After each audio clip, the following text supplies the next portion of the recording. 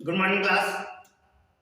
आज हम class 9th के गुरुत्वाकर्षण के विषय में पढ़ेंगे। गुरुत्वाकर्षण होता क्या है? तो सबसे पहले ये वैज्ञानिक थे न्यूटन। न्यूटन ने गुरुत्वाकर्षण के विषय में या ग्रेविटेशन के विषय में सबसे पहले अपने विचार प्रस्तुत किए और ये बताया कि हमारी पृथ्वी में या हमारे ब्रह्मांड में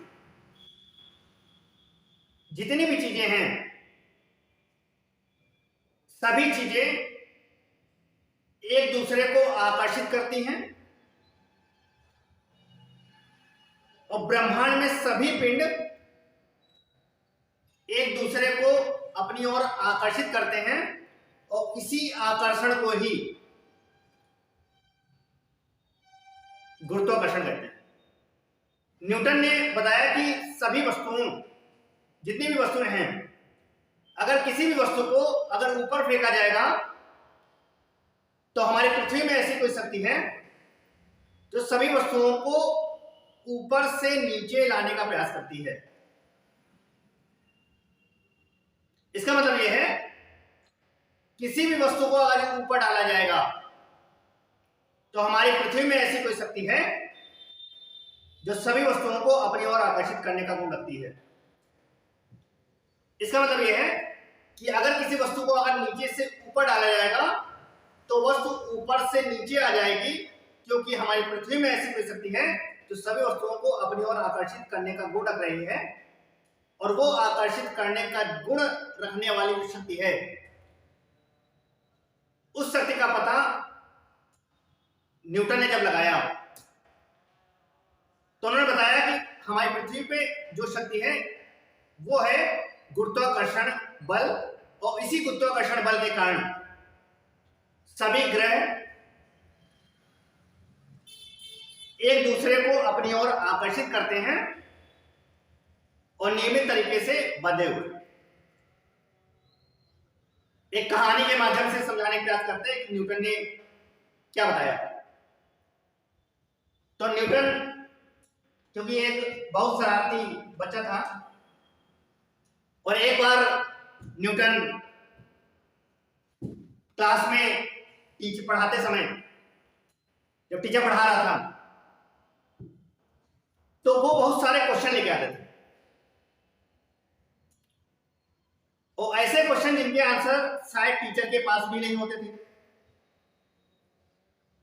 और टीचर को ऐसा प्रतीत होता था कि ये बच्चा हमारे समय को खराब कर रहा है, क्लास को में पढ़ने में बाधा उत्पन्न कर रहा है। तो उन्होंने क्या किया, न्यूटन से कहा कि आप एक काम करो, क्लास से बाहर खड़े हो जाओ हाथ पकड़ के। तो क्योंकि न्यूटन एक शरारती बच्चा था तो उसने क्या किया, वो क्लास के बाहर थोड़ी देर खड़ा रहा और उसने थोड़ी देर बाद झांक के देखा तो उसे पता चला, उसने देखा कि टीचर क्लास में पढ़ाने में मस्त है, बिजी है। तो उसने एक काम करते हैं कि पूरे स्कूल का एक चक्कर लगा जाते हैं। तो वो स्कूल का चक्कर लगाते लगाते एक पेड़ था, उस पेड़ के नीचे बैठ गया और पेड़ के नीचे बैठकर यह सोच रहा था कि कल टीचर से कौन सा क्वेश्चन पूछना। और गुस्से में था इसलिए क्योंकि टीचर ने उसको बाहर निकाल दिया था क्लास से। और जब उस पेड़ के नीचे बैठा था, वो पेड़ एक सेब का पेड़ था और उस सेब के पेड़ से एक सेब गिरकर उसके सर पर गिरा। और जब वो सेब गिरकर उसके सिर पर लगा तो उसे और गुस्सा आ गई। एक तो टीचर ने उसको क्लास से बाहर निकाल दिया था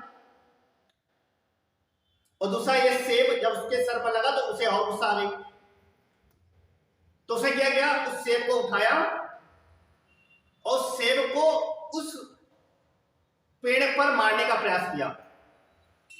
और जब पेड़ पर उस सेब को मारा तो पेड़ पे लगे हुए जो अन्य सेब थे वो भी गिरकर उसके ऊपर आ गिरे, जिसके कारण उसे और चोट लगी। उस समय न्यूटन ने सोचा कि जब हम किसी वस्तु को ऊपर फेंक रहे हैं तो वो वस्तु नीचे ही क्यों आ रही है, और इस आधार पर उन्होंने एक नियम दिया, और जो नियम गुरुत्वाकर्षण का नियम कहलाया। ये कोई ऑथेंटिक कहानी नहीं है, जैसे हमने आपको समझाने के लिए बताया कि न्यूटन ने गुरुत्वाकर्षण का नियम किस तरह दिया। और न्यूटन ने बताया कि सभी वस्तुएं यदि नीचे से ऊपर जाएंगी तो हमारी पृथ्वी में ऐसी कोई शक्ति है जो सभी वस्तुओं को ऊपर से नीचे लाने का प्रयास करती है। और इस आधार पर उन्होंने कुछ नियम दिए, और उन नियमों को न्यूटन के गुरुत्वाकर्षण के नियम के नाम से जाना जाता है। और न्यूटन ने बताया कि ब्रह्मांड में या यूनिवर्स में उपस्थित जितने भी पिंड हैं, ये पिंड एक दूसरे को अपनी ओर आकर्षित करते हैं, और इन पिंडों के अपनी ओर आकर्षित करने के दौरान लगने वाले बल को गुरुत्वाकर्षण बल कहते हैं, और इस पूरी घटना को गुरुत्वाकर्षण कहते हैं। और इस आधार पर न्यूटन ने गुरुत्वाकर्षण का नियम दिया, और न्यूटन ने गुरुत्वाकर्षण के नियम में बताया कि ब्रह्मांड में उपस्थित प्रत्येक कण, प्रत्येक पिंड एक दूसरे को अपनी ओर आकर्षित करते हैं। एक बार फिर से जान लेते हैं गुरुत्वाकर्षण होता क्या है। तो गुरुत्वाकर्षण क्या होता है कि गुरुत्वाकर्षण बल किसे कहते हैं कि ब्रह्मांड में उपस्थित सभी द्रव्यमान युक्त पिंड एक दूसरे को अपनी ओर आकर्षित करते हैं, और अपने द्रव्यमान के कारण इन पिंडों द्वारा अपने पिंडों पर आरोपित बल का आकर्षण गुरुत्वाकर्षण बल कहलाता है। मतलब हमारी पृथ्वी पे जितने भी पिंड हैं इन पिंडों का एक द्रव्यमान है, और उन द्रव्यमान युक्त जितने भी पिंड हैं ये पिंड एक दूसरे को अपनी ओर आकर्षित करते हैं, और आकर्षित करने के दौरान जो लगने वाला जो बल है, जो फोर्स है, उसे ही गुरुत्वाकर्षण बल के नाम से जाना जाता है। और ब्रह्मांड के अन्य पिंडों के समान पृथ्वी भी अन्य सभी पिंडों पर गुरुत्वाकर्षण बल आरोपित करती है, और इस घटना को गुरुत्व कहते हैं या ग्रेविटी कहते हैं। अब न्यूटन के गुरुत्वाकर्षण के उदाहरण की बात करें तो सूर्य एवं अन्य ग्रह जितने भी ग्रह हैं गुरुत्वाकर्षण के कारण ही वृत्ताकार कक्षा में चक्कर लगाते हैं। जितने भी ग्रह हैं, अब गुरुत्वाकर्षण बल न कार्य करता तो सभी ग्रह एक वृत्ताकार मार्ग पर गति न करते, सभी अपनी दिशा को भटक जाते, कभी इस तरह घूमते, कभी सीधा घूमने लगते। ये गुरुत्वाकर्षण के कारण ही ये वृत्ताकार मार्ग में चल रहे हैं। दूसरा क्या है, पृथ्वी के गुरुत्व के प्रभाव के कारण ही वर्षा की जो बूंद है वो नीचे गिरती है, नहीं तो ऊपर अटके रहे, और ऊपर की ओर फेंकी गई वस्तु पुनः पृथ्वी पर वापस आ जाती है। वस्तुएं अथवा व्यक्ति हवा में तैरने के स्थान पर भूमि पर स्थित रहते हैं। तो अगर गुरुत्वाकर्षण बल अगर हमें पृथ्वी में एक ऐसा बल न कार्य करता तो हमें एक बार उछल जाते तो हवा में ही तैरते रहते। लेकिन इस गुरुत्वाकर्षण बल के कारण ही हम पृथ्वी पर स्थिर बने हुए हैं। पृथ्वी के गुरुत्व एवं चंद्रमा के गुरुत्वाकर्षण के कारण ही चंद्रमा एक निश्चित कक्षा में पृथ्वी के चारों ओर परिक्रमा करता है। गुरुत्वाकर्षण बल अगर न कार्य करता पिंडों के बीच तो पृथ्वी और चंद्रमा के बीच जो लगने वाला गुरुत्व बल है उसकी एक निश्चित कक्षा ना होती और वो पृथ्वी के चारों ओर परिक्रमा भी ना करता। सूर्य, चंद्रमा, पृथ्वी के गुरुत्वाकर्षण के अंतक्रिया के कारण ही पृथ्वी में स्थित समुद्रों में ज्वार भाटा आते हैं। इसको नोट कर लिए, वैसे इसको ले लिए। अब जान लेते हैं न्यूटन के गुरुत्वाकर्षण के नियम। पेपर में क्वेश्चन आएगा न्यूटन के गुरुत्वाकर्षण के नियमों का उल्लेख कीजिए। तो गुरुत्वाकर्षण के नियम क्या है? तो न्यूटन ने बताया लॉ ऑफ ग्रेविटेशन। तो न्यूटन ने बताया पहला नियम है कि किन्हीं दो पिंडों, एक पिंड ए है एक पिंड बी है, पिंड ए और पिंड बी, पिंड ए पर द्रव्यमान m1 और पिंड बी पर द्रव्यमान m2।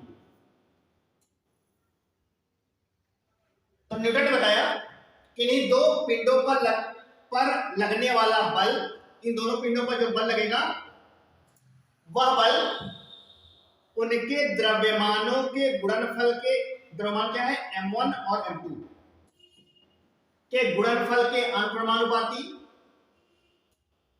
या द्रव्यमानों के गुणनफल के अनुक्रमानुपाती तथा उनके बीच की दूरी के वर्ग के व्युत्क्रमानुपाती होता है। क्या बताया न्यूटन ने? न्यूटन ने बताया कि किन्हीं दो पिंडों पर लगने वाला आकर्षण तथा प्रतिकर्षण बल उन पिंडों के कुल द्रव्यमानों के गुणनफल के अनुक्रमानुपाती या प्रोपोर्शनल होता है तथा उनके बीच की दूरी के वर्ग के व्युत्क्रमानुपाती या इनवर्स प्रोपोर्शनल होता है।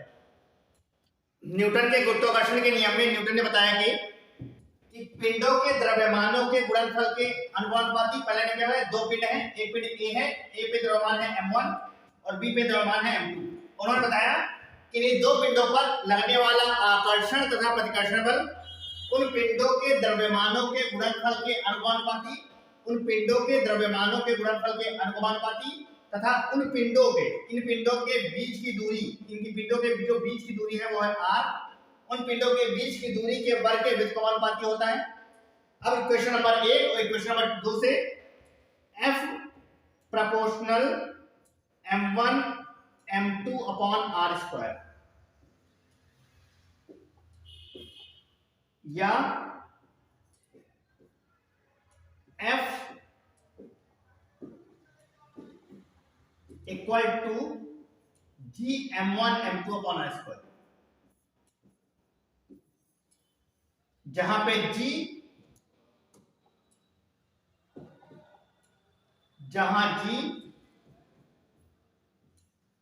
एक गुरुत्वाकर्षण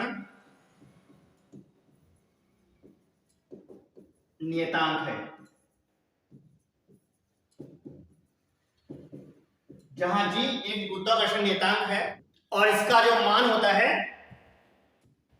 g का मान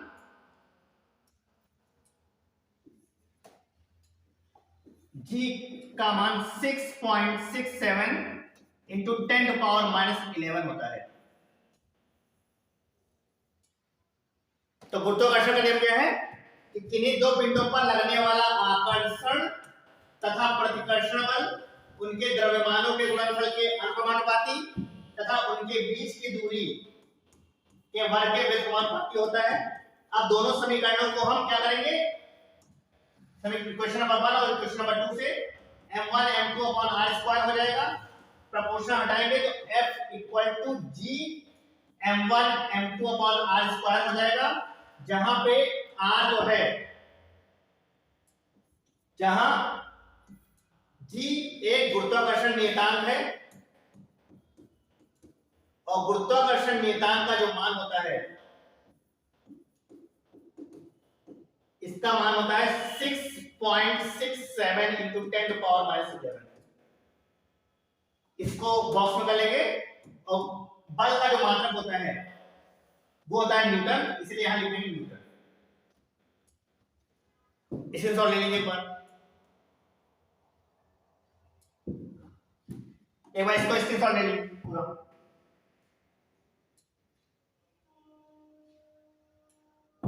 एक बार फिर से समझ आते हैं कि यूनिवर्सल लॉ ऑफ ग्रेविटेशन होता क्या है।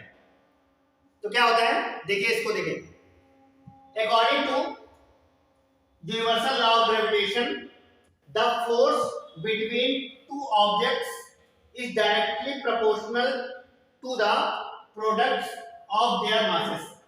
कहने मतलब यह है, दो आपके ऑब्जेक्ट होने चाहिए और दोनों ऑब्जेक्टों पे जो मास है, मास होना चाहिए, और दोनों ऑब्जेक्टों पे जो मास है ये एक दूसरों के प्रोपोर्शनल होता है। According to universal law of gravitation the force between two objects is directly proportional to the products of their masses. जैसे आपको दिया हुआ है F proportional capital M or small m, and the force between the two objects is inversely proportional to the square of the direction, या F inverse proportional 1/d square, या d की जगह r भी लिख सकते हैं। और ये d जो है डिस्टेंस है, और दोनों को जब कंबाइन करेंगे तो कंबाइन करने के बाद हमें प्राप्त होगा F, दोनों को जब आप कंबाइन करेंगे तो हमें प्राप्त होगा F proportional m upon r square, capital M या M1 M2 मान सकते हैं। या नई लाइन से अगर देखेंगे तो हमें एक नई चीज प्राप्त होगी कि F equal to G M1 M2 upon r square, या लिख सकते हैं G F equal to G capital M small m upon r square. r लिखे चाहे d लिखे, ठीक है, डिस्टेंस है, r भी डिस्टेंस ही होगी। और यूनिवर्सल ग्रेविटेशनल की जो कांस्टेंट वैल्यू होती है वो 6.67 × 10⁻11 न्यूटन मीटर स्क्वायर प्रति किलोग्राम स्क्वायर होती है। और जहां M1 M2 जो है वो दो ऑब्जेक्ट्स के बीच का जो मास है M1 M2 ये है, और d स्क्वायर है दोनों मास के बीच का जो डिस्टेंस है, इसे d से रिप्रेजेंट करिए चाहे r से करिए, नोट कर लीजिए इसको। इसके बाद गुरुत्वाकर्षण के अन्य टॉपिकों के विषय में आने वाली क्लासों में चर्चा करेंगे। तब तक आप जो टॉपिक है उस टॉपिक को पढ़िए, लगाइए, उसके बाद अन्य टॉपिकों के विषय में विस्तार से जानने का प्रयास कीजिए। थैंक यू क्लास, वीडियो देखने के लिए। इसके बाद हम अन्य टॉपिकों के विषय में अगली क्लासों में चर्चा करेंगे। तब तक के लिए चैनल को सब्सक्राइब कर लीजिए ताकि अगली बार जब आपको ये वीडियो मिले तो आप आसानी से इस वीडियो के माध्यम से अन्य जितने भी टॉपिक हैं